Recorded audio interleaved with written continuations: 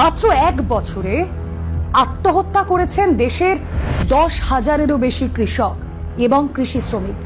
হ্যাঁ, শুনলে চমকে উঠবেন, যা দেশের মোট আত্মহত্যার 6%। আর এর মধ্যে সবচেয়ে বেশি আত্মহত্যার ঘটনা কোথায় ঘটেছে জানেন?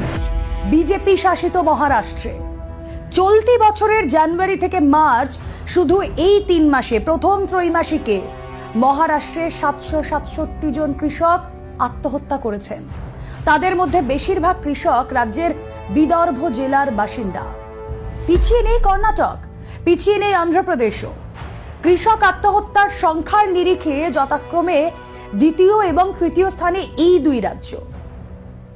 অমিত শাহর স্বরাষ্ট্র মন্ত্রকের অধীনস্থ ন্যাশনাল ক্রাইম রেকর্ডস ব্যুরো মানে এনসিআরবির 2023 সালের অপরাধমূলক বার্ষিক পরিসংখ্যান সংক্রান্ত রিপোর্টে এবার এমনই তথ্য উঠে এসেছে। এনসিআরবির রিপোর্ট বলছে 2023 সালে দেশে কৃষিক্ষেত্রের সঙ্গে জড়িত মোট 10,786 জন আত্মহত্যা করেছেন, যার মধ্যে 4,690 জন কৃষক এবং 6,096 জন কৃষি শ্রমিক, যা দেশের মোট আত্মহত্যার 6.3%। এই 4,690 জন কৃষকের মধ্যে 4,553 জন পুরুষ, 137 জন মহিলা। যাদের ফসল ফলানোয় আমাদের পেট ভরে, তাদেরকে আত্মহত্যা করতে হচ্ছে। গত এক বছরের সংখ্যাটা সত্যিই চমকে দেওয়ার মতো। আর এই যে কৃষি শ্রমিকদের কথা বললাম, নিহত 6,096 জন কৃষি শ্রমিকের মধ্যে 5,433 জন পুরুষ এবং 663 জন মহিলা তারা আত্মহত্যা করেছেন। তবে সামান্য আশার বিষয় এই যে 2022 সালের তুলনায় 2023 সালে এই ধরনের আত্মহত্যার সংখ্যা অন্তত 4% কমেছে। কিন্তু প্রশ্ন এটাই, একজন কৃষক বা একজন কৃষি শ্রমিককেও বা কেন আত্মহত্যার পথ বেছে নিতে হবে? 2020 সালের সেই কৃষক আন্দোলনের ছবিটা মনে আছে? আমরা দেখেছিলাম রাজধানীর রাজপথ দখল করে নিয়েছিলেন তারা, তাদের দাবি আদায়।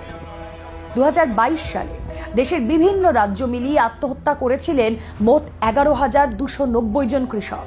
সেই তুলনায় 2023 সালে আত্মহত্যার সংখ্যা ওই যা বললাম খানিক কমেছে।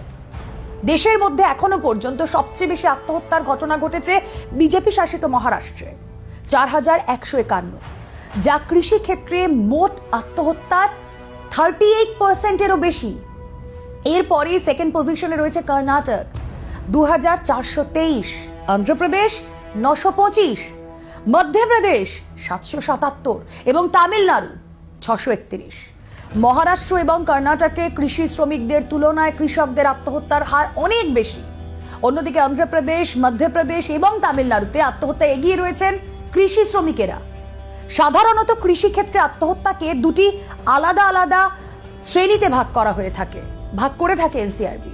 এর মধ্যে একটি হলো কৃষক আত্মহত্যা, যারা কৃষি শ্রমিকদের সাহায্যে কিংবা তাদের সহায়তা ছাড়াই নিজস্ব জমিতে চাষ করেন, এবং দ্বিতীয়টি হলো কৃষি শ্রমিক আত্মহত্যা, অর্থাৎ যারা মূলত অন্যের জমিতে কাজ করেন এবং যাদের আয়ের প্রধান উৎস কৃষি শ্রম। এই দুই মিলিয়ে 2023 সালের তালিকায় শীর্ষ দুটি স্থান দখল করেছে মহারাষ্ট্র এবং কর্ণাটক। প্রসঙ্গত 2022 সালেও দেশের কৃষক ও কৃষি শ্রমিকদের আত্মহত্যার নিরিখে এগিয়েছিল এই দুই রাজ্য। সুতরাং এই দুই রাজ্যের ছবিটা কিন্তু বদলায়নি। পরপর 2 বছর একই পরিসংখ্যান বেশ উদ্বেগজনক, এমনটাই মনে করা হচ্ছে। বিশেষজ্ঞরা বলছেন কৃষকদের দুর্দশার অন্যতম কারণ তুলো কিংবা আখের মতো অর্থকরী ফসলের উপর নির্ভরশীলতা। কারণ এই ধরনের ফসল চাষের জন্য প্রথমে মোটা অঙ্কের বিনিয়োগের প্রয়োজন হয়, ফলে এলাকার মহাজনদের উপর নির্ভর করতে হয় এই কৃষকদের। মাথায় ঋণের বোঝা চেপে যায়, সঙ্গে চড়া সুদের হার। এত করেও শেষমেশ ফল আশানুরূপ না হলে প্রায়শই এরকম চরম পদক্ষেপ করতে বাধ্য হন কৃষকরা। সুলভে শস্য ঋণ, কৃষক আয় সহায়তা মানে পিএম কিষাণ প্রকল্প এবং সাশ্রয়ী মূল্যের শস্য বীমায় কৃষকদের খানিকটা সাহায্য হলেও চিত্রটা যে বিশেষ বদলায়নি তা তো এই পরিসংখ্যান থেকে স্পষ্ট। সঙ্গে রয়েছে উচ্চ উৎপাদন ব্যয় কিংবা প্রাকৃতিক দুর্যোগে ফসল নষ্ট হয়ে যাওয়ার মতো নানা প্রতিকূল অবস্থা।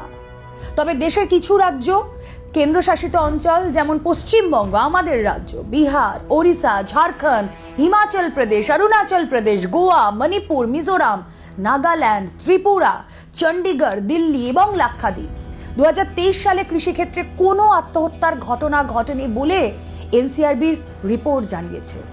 কৃষি তো আমাদের ভিত্তি।